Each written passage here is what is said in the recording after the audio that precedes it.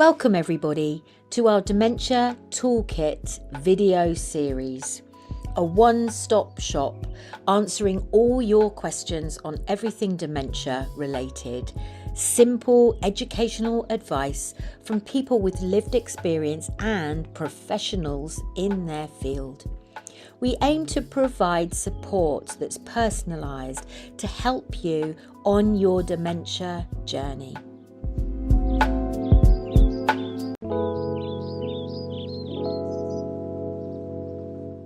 Welcome, one and all. My name is Anna Lempriere. I work for the Cornwall Memory Café Network, supporting carers and people living with dementia to access services, make referrals, and really help them find a way to get more support. This is part of Disability Cornwall, and we've decided to create this podcast interviewing experts and people with lived experience on dementia to be able to share all sorts of interesting and informative and supportive information. So sit back and enjoy, and also share the podcast with your friends.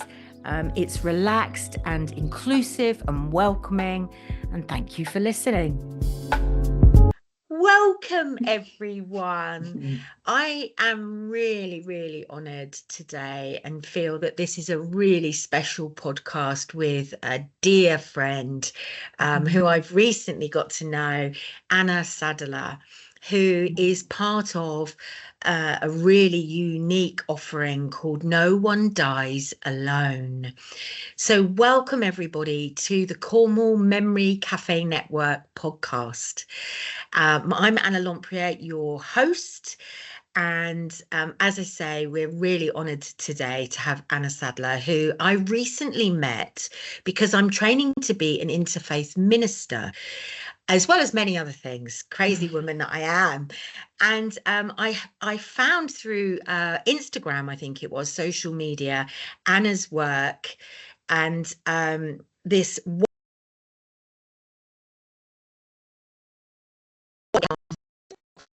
for people a very different perspective on death and dying, called No One Dies Alone.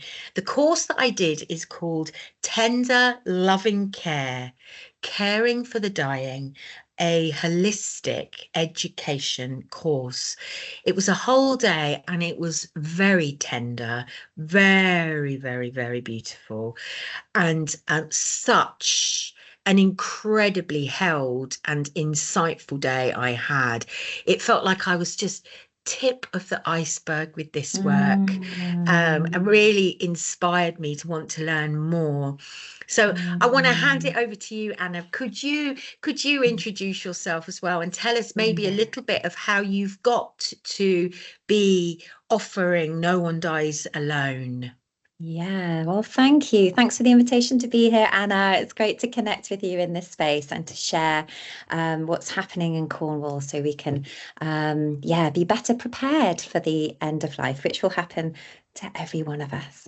So yes, we offer No One Dies Alone. Cornwall offers this very tender space, a very tender course about caring for the dying from a non-medical perspective.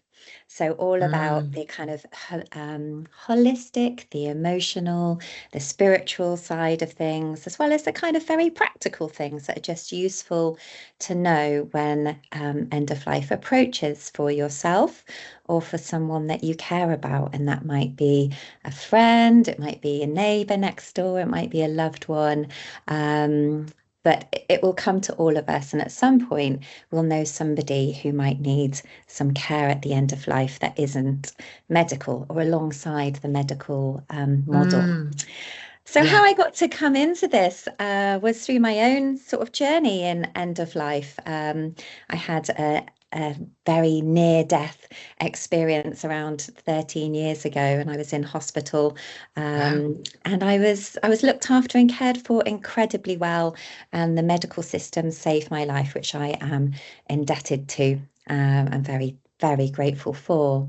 But what I also noticed was that while I was in hospital, There were just little moments and simple things that could have made a very, very big difference to somebody who's feeling very isolated, alone, and vulnerable in their last days of life. So that got me on the path of companionship at the end of life, training as an end of life doula, or some people call it a soul midwife. And that, yeah, progressed me into thinking, how can we serve people well, better serve people wherever they are at the end of life, whether that's in a hospital, hospice, or at home. There are small, simple measures that can make such a big difference to people. And it's good to know those as soon as possible, because it's all about taking care of oneself and taking care of the person that we love. Yeah. Wow. I mean, oh my goodness, I Yeah. already want to know more detail about the 13-year ago near-death Yeah. experience. I don't know where to start, Anna. I mean, it's I know. such a fascinating subject, which I'm really aware that I've got a sticker on my laptop that says death is not a swear word. And I'm so aware that it is such Yeah. an uncomfortable conversation for so many people. We're afraid that we're going to say something clunky, that we're going to offend, that we're going to insult, that we're going to trigger someone by talking about death. Yes. And What? so often, people think if they talk about death, it's going to happen. I think I can relate Really? to that myself. It's like, am I then conjuring up something by talking about it, or does that mean it's imminent? I think it's very much a subject which needs speaking about, but isn't as much. Yeah. That's interesting that we're almost by Mm. talking about it, there's an assumption that we're thinking that it's coming Yeah. and that we might call it on. Yes, yeah, we come across that quite a lot. And I think what happens when people come on the course is that it normalizes it fully. So um, it's a space where we just learn about the gentle process of dying, which is just like birth. In fact, often it's more gentle and more tender than a birth process. But people don't know that because so much of our death related education is through the media, is through Okay. newspapers, is through, watching, sitcoms, etc. And it's very dramatized and heightened, and very intense, and can create a certain emotion in us. And that's where we often get a lot of our kind of subconscious education over our growing years. And so we put it aside, going, I don't really want to deal with that because that doesn't look very like something I want to approach. But actually, on the course, people are like, oh, I had no idea, that it can be like this. And actually, and it unfolds like that. And there's a natural process to it. And what we have found is that the course helps to take the sting. We like to say it like this: it takes the sting out of death and dying. It normalizes it. People feel less afraid about talking about it, about having those conversations. And by understanding the process, there's a kind of realization that yes, just how gentle and how natural the process can be. And often, it's not like it is portrayed in the media. Yeah. Yeah, because I can relate to that so strongly, this fear that death is going to be very painful. And I think my personal fear is, yeah, that there'll be pain and that there's a loss of control. It's the ultimate loss of Yeah. control. Yeah. And that somehow there's humiliation and that there's such discomfort around that. Mm. Mm. And losing or not even knowing until I did your course the potential for the sacred And I also think if you've never been, I've now been with two people that have died, and yeah, just the beauty was there, the sacred was there, and the tenderness was there, the care was there. Yeah, and it's about gifting that to the family, this course as well, rather than sort of taking it out of their hands. We're kind of gifting it back to the person, because I believe everyone has those skills to sit alongside somebody at the end of life.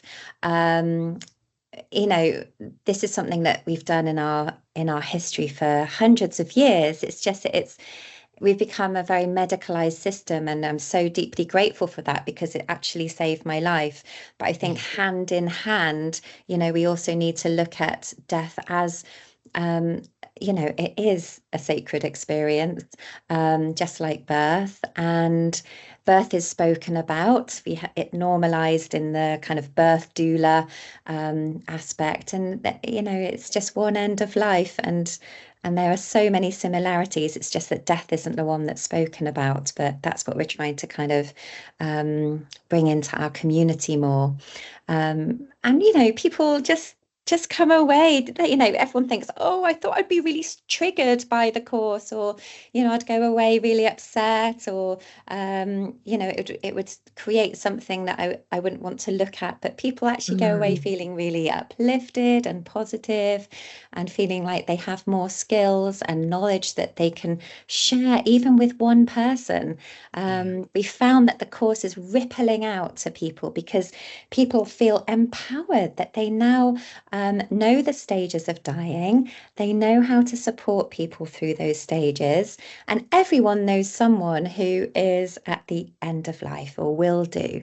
And so you can just pass on these little gems of information, and the feeling that you're supporting somebody, who might be a friend of a friend in Edinburgh, for example, who's, going through it. And someone says, well, I've been on this course, and hey, have you tried this? And there's a handbook as well to go alongside the course that everyone takes away with. And it's like it's like that companionship handbook that you can just dip into, and find the thing that you need in the moment that you need it. And we all need a bit of support here and there, don't we? Especially at the end of life. Yeah. Absolutely. So I think then, before we go into the course, I just wanted to pick up on two things then. So you were talking, maybe we'll talk about this within the course, that the resources, these resources that perhaps aren't available, and that most, 9 out of 10 people will just hand all the power over to the medical world, or to a funeral director, when it's, that side. Like, how do we want to, take care of our person once they have died? And I found that, when my dad died, I learned so much, that I had much more freedom about choices than I knew. And that was really beautiful for me to know, oh, there's different ways that I can take care of my beloved dad, now that he doesn't just have to go that mainstream way. It can, and for some people that might be what's wanted.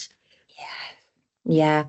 In fact, I have quite a few people message me saying, my mum's at the end of life. I'm not sure, I'd like to keep her at home. Is that possible? So, the conversations are starting to happen, and questions are coming to the surface. And I think between the services that are already on offer in Cornwall, as well as for the Memory Cafe, and what No One Dies Alone Cornwall does, we can support people with those decisions, and just say, yes, that's possible, or have you looked at this? And I think this is a moment we're in Cornwall, where I think people are really starting. We're just a cog in a wheel, we're all just doing our part to help better the experience of end of life care, particularly for No One Dies Alone Cornwall. So if you can help one person on their journey towards gentle dying, then fantastic. You've done an incredible service to somebody Wow. in their dying Wow. days. Yeah, yeah. So then, yeah, thank you. So maybe a little bit more of your journey, and then um yeah, what's been some of the most profound experiences that you've had with Mm. this work? Mm. Well, yes, when I mentioned that I've kind of had a near-death experience, people are, I think it comes from it comes from an experiential place, um, uh, and it also, comes from a place of, um, yeah, just wanting to just start to shift the perspective on end of life care. So yeah, I've sat with a lot of people at the end of life, and every journey is different, just like every birth is different. And the sooner we start talking about our what we would like at the end of life, which is not dissimilar to just asking the question, what matters to you?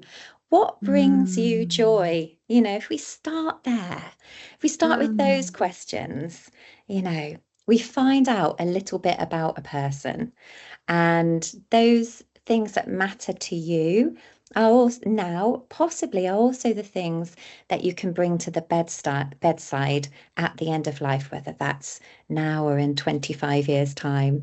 mm, Um, because often we carry the same things through our life that we inherently love and enjoy, whether that's a sunset or a sunrise or a walk in a certain place or a memory of our dog, or listening to a certain piece of music that brings us joy, so we can mm, start to have those conversations, and create memories around those things.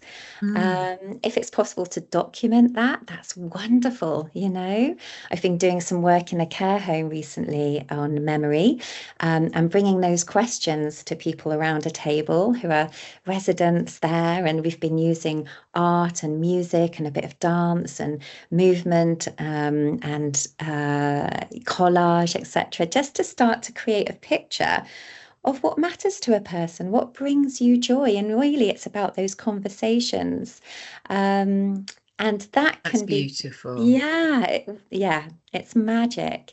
And those things can be brought to a bedside at towards the end of life, just bringing a memory of when I was walking, through the countryside. And I remember my 3-year-old just tripping up and falling into a foxhole, and that brought a lot of joy to this elderly person who was sharing this story. And so she made this lovely clay, kind of picture out of Play-Doh and clay. We took photos of it. She then passed that on to her family. Her family now have this. They talk about that memory. And that's in this moment. This is about living well, as much as it is about dying well. And possibly, at the end of life, when that person is at the bedside and family members are gathering around the bed, and there's conversations that can happen, because remembering that the hearing is the last sense to leave the body.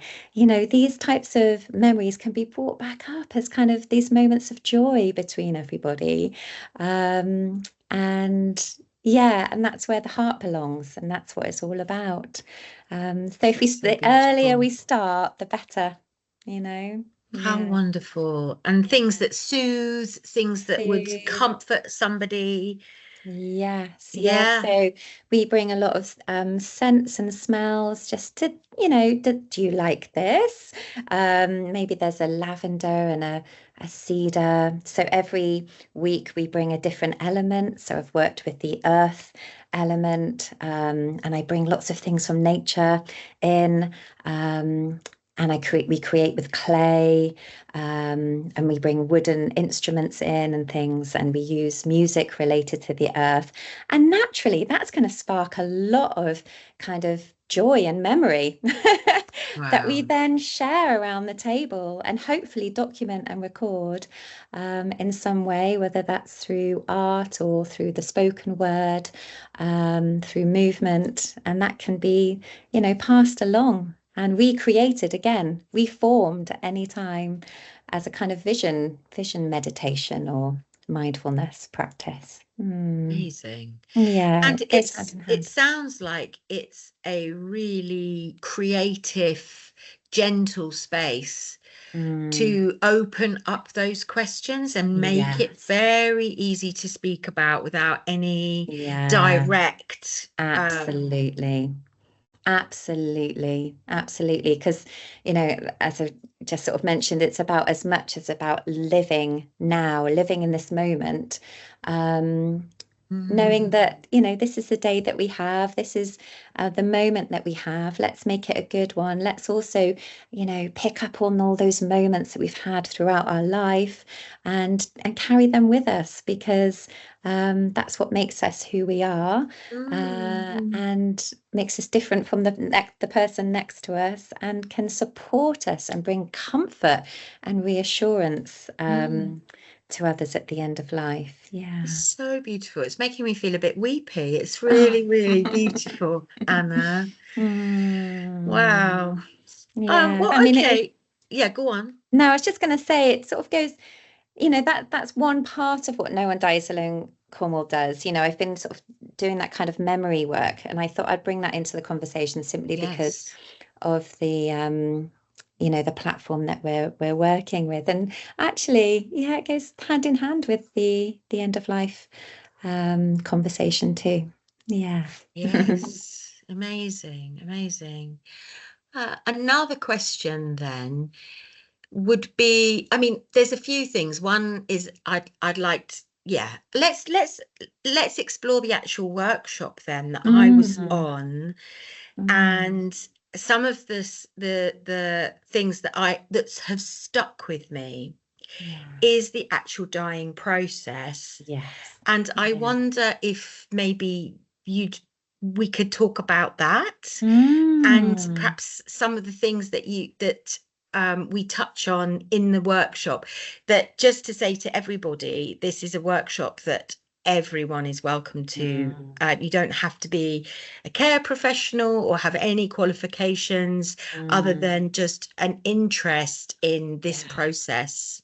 Absolutely, that's really important to mention. Thank you, Anna. So that's a beautiful thing about the coming together of a community, So we have everybody come into the space, and that's the beauty of this kind of cross pollination of experience and wisdom in the room. So some people Mm. come and they know absolutely nothing. Brilliant. We love that, because you're like a blank canvas, and you can, there's sort of realizations that happen, pop up all throughout the day. And then we have Mm. other people who are like district nurses, counsellors, chaplains from the local hospital. We have neighbours, we have friends, we have loved ones, and everyone has something to bring. And it's a Mm. shared space. So although we are, teaching a kind of education course, we're learning from one another, and we're listening to each other and the wisdom that everyone brings to the course. So that's a really beautiful part of the day. So yes, and then we go through the natural process of dying, of which there are stages. There are stages that are recognizable. And when you recognize the symptoms that are unfolding in each stage, you're able to support them. And what we do is we offer a little toolkit. It's like a Mary Poppins bag, I'd say, of things that you can bring, things that you can offer from your heart, and with this kind of practical guidance to support people along that pathway. If someone is at the end of life, that is naturally an unfolding experience for somebody, and we're not able to stop that, no matter how much, in some ways we'd like to. But what we can do is just be alongside somebody in that process. And what we offer are just simple practical techniques that you can support somebody, and you'll have your own as well. You'll bring your own experience, and together we kind of paint this picture of experience, and people go away going, I had no idea, I could use these colors or that blanket, or, there are things that you can buy off the market that are just comforting and reassuring. And then you might have your own things that you can bring to the bedside from your own experience with that, because it's very person-centered. Obviously, it's about what the person wants, and we just offer what's available. Yeah. Wow.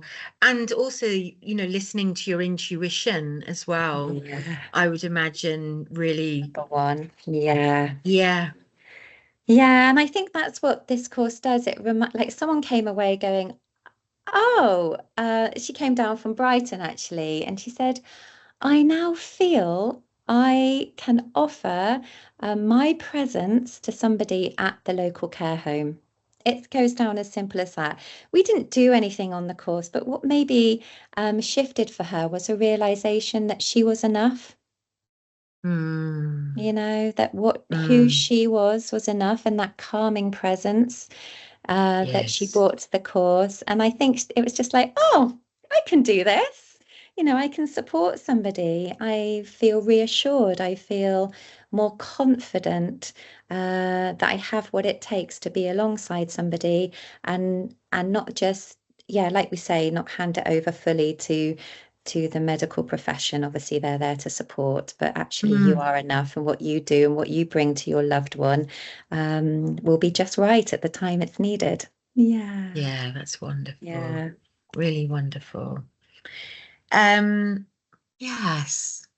So, anything else with about the course? Anything else Mm. you'd love to share that Yeah, is yeah. So, yeah, we cover the four stages of dying, just to give people kind of insight on the yes, course. yeah. Um, and we also cover deep listening and tender conversations. So that's just, simple ways of listening that maybe we need reminding of. And it just reminds us, oh yeah, that's, when you come on the course, that's something which you just take away for everyday conversations, but also for any conversations that are vulnerable, and Mm, potentially, why me? Those kind of existential questions which we're mm, really unsure how to answer. So that's helpful. We also do a kind of very beautiful demonstration on soothing and gentle touch, which, with consent, can be extremely comforting and reassuring for somebody who's at the end of life. And yeah, I've used it with people when people have been through an agitation stage. It can really bring some calming presence and relaxation to mm, somebody. mm.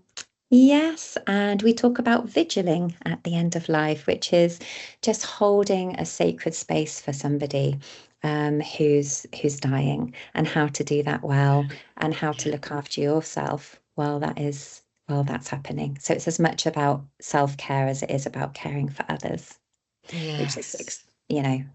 really important. Yeah. I think it was one of the most profound and enriching days that I Oh, have been wow. on. It's Mm, really opened my eyes to this very, very obviously natural process. mm, And that, like you were saying about one of the women, um, one of the people that attended from Brighton, just this yeah. trust that Yeah. it, you know, it's a human experience. I'm a human Mm, being, and yeah. I can hold the space and be present Mm, and be able to yeah. support somebody Yeah. if it's needed. Yeah. And the lovely thing, when people come together in a space, people realize they've been holding quite a lot around the question of death and dying. And I think it's a very courageous thing to even come into the space. I really applaud people, for making that move in. But when they do come into the space, there's a very warm welcome. We are actually running it at the Z Shed at the moment, which is a slightly different place, maybe when you came, Anna. And the setup's slightly different. And we found you know, it's about people meeting people, and it's about people, the humanness of death and dying, and it's about normalizing it and reassuring people. And it's actually quite an uplifting day. People go away feeling lighter than they had done, and maybe reflective and possibly pensive, and contemplative.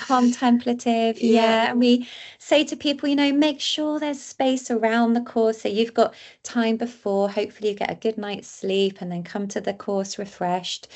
We share food and nice hot cups of tea and cake, and then we invite people to make some space after the course, maybe for a nice walk in nature, maybe to go out for a meal or enjoy a nice evening stroll, just to kind of create this full experience that is holistic for you when you come on the course. So you feel comforted from the moment you step in to the moment you leave. Yes, and yeah, people really are surprised. How positive they feel, at the end of the day. Yeah. Yes, there's a tending to a grief. I think I remember really remembering my loved ones that have passed, and my own reflection on my own death, and that sense of grief, which again is associated with a negative, if there's such a thing, is actually deeply heart opening and enriching. That's the word I keep coming. It was so enriching. Yeah.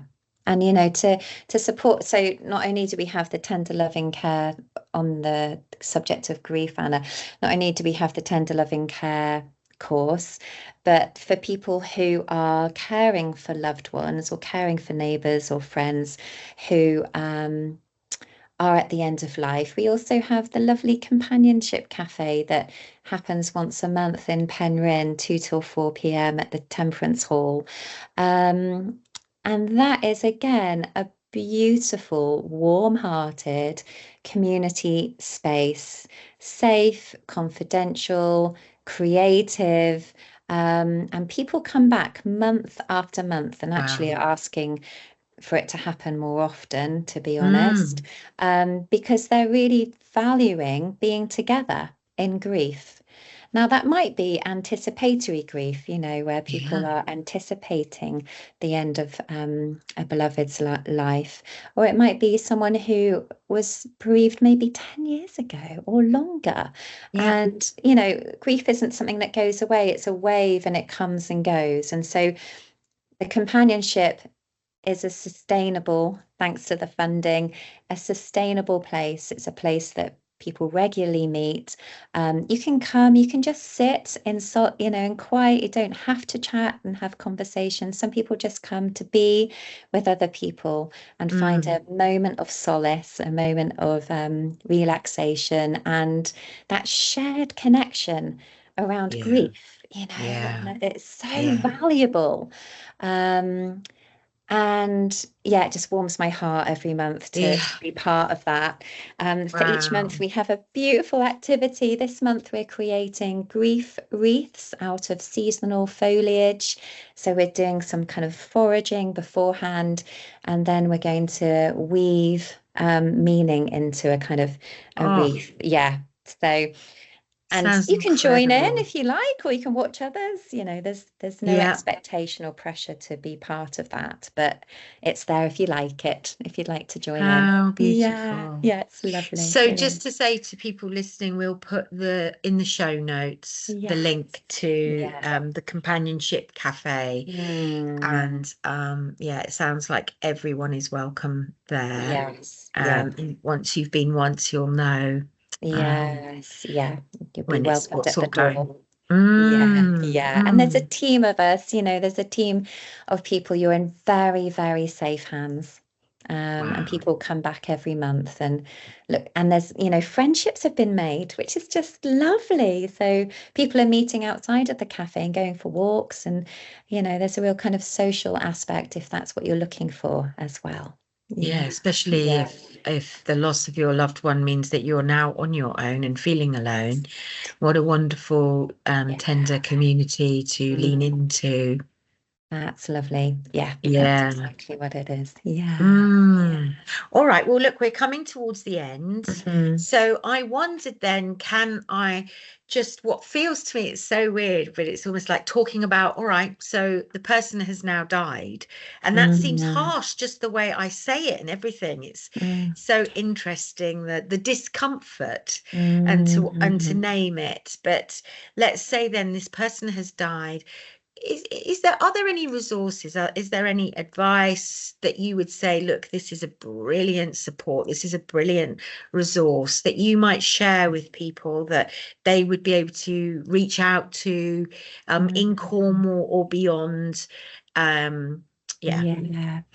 Yeah, it's a curious thing because, when you're in that critical moment where everything feels like it's going out of your control, and you're being potentially pressured by funeral directors and doctors, and people are coming in saying this, that, and the other. How do you make space, to make sure that you're doing what is authentically true for you and the person who's died, rather than being kind of swept along in this potential roller coaster that you may not want to be on. So, Yeah. so the advice would be to take some space, to take some time. You don't have to make any rush decisions whatsoever. I mean, it depends on the circumstances of the death, of course. So that'll be an individual journey for each person.